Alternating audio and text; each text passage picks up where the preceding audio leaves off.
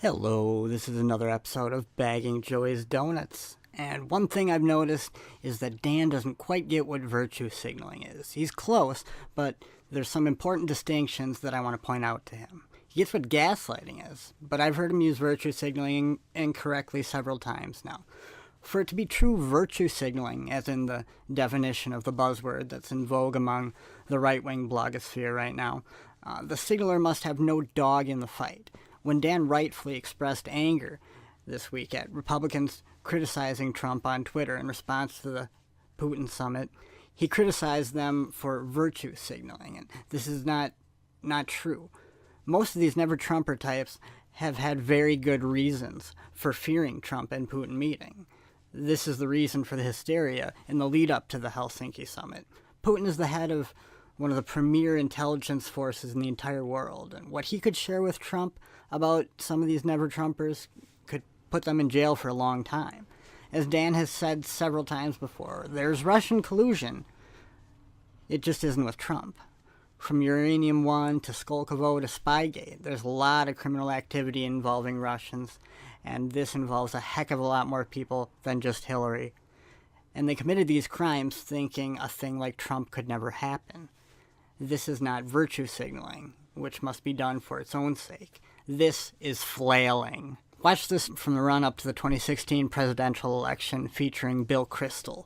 He's like the platonic form of never-Trumper. That's not a fluke. Well, I hope it was a fluke. He beat like 16 people. He did, and that's unfortunate. The Republican Party nominated him. I agree, and some Republicans have refused to support him, and he's going to lose the general election. That's not a fluke. And I think it was a fluke in some ways, and in other ways he tapped into some deep anxieties. I mean, he got a minority of the vote. A fluke is something he got a minority expected. of the vote. Okay, fine. You can blame the Republican Party. Should feel bad.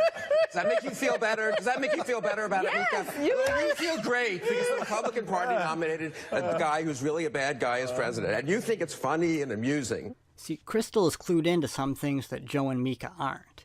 They still think it's funny.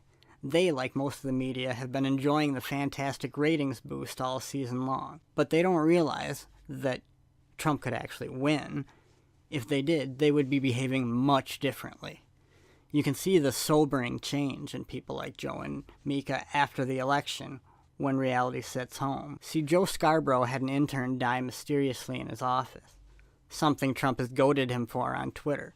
And Mika is the daughter of a CIA father who's been involved in some dirty things, and she's a staple of the Mockingbird media in her own right. These two have a lot to fear from an administration that's not controlled, as do many, many people in government and media. I'll play a little more of the clip. There's a few more takeaways we can garner from it. This show was very tough. This show was really tough on Trump in late 2015 and early 2016. We were. Are you going to pretend that? We were. Oh, fine. If that's your way of rewriting history, when that's Joe fine hung up with you on him when guys. he wouldn't answer a question? You mean when we peppered him with yeah. A lot of people accommodated Donald Trump at different times. I think but I'm not going to get into. We don't. Well, no. You negate just this. did. Trump In is the early nominee. December 2015, we compared it to Germany 1933. What he was doing. Not much has changed.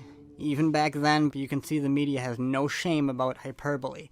Everything is literally Hitler. The shamelessness doesn't stop there. Kristol has no fear of showing he expected NBC's help in keeping Trump out of the White House, and they didn't live up to that expectation.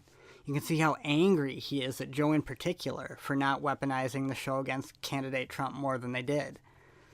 The media is a wing of the Democrat Party, owned by nefarious oligarchs and used openly for the purpose of gaslighting the public, controlling the information that gets released, and manipulating opinions and perceptions to achieve political ends and cover up crimes and conspiracies. I can't even believe you're doing this. I don't know why you're so bitter. I'm not bitter. I'm trying to say the Republicans. You're practically crying. I am upset about this election. That's right, Joe. But you think it's amusing that Donald Trump is the nominee. We treated him tough. You treated him tough. You asked the most tough questions. We did. Look, we don't need to get into this. It's too late. It's too late. You're bitter. You come on here practically crying. We've got it on tape. You're screaming at Mika. You don't even know what she's going to say. Now, what could be so bad about a Trump presidency that could make a guy like Kristol lose his composure on live television just by thinking about it? He may say he's just upset because he believes Trump will be bad for the Republican Party. That was the excuse he used at the convention when he was trying to get delegates to stab Trump in the back and go for Kasich, brazenly ignoring the voters.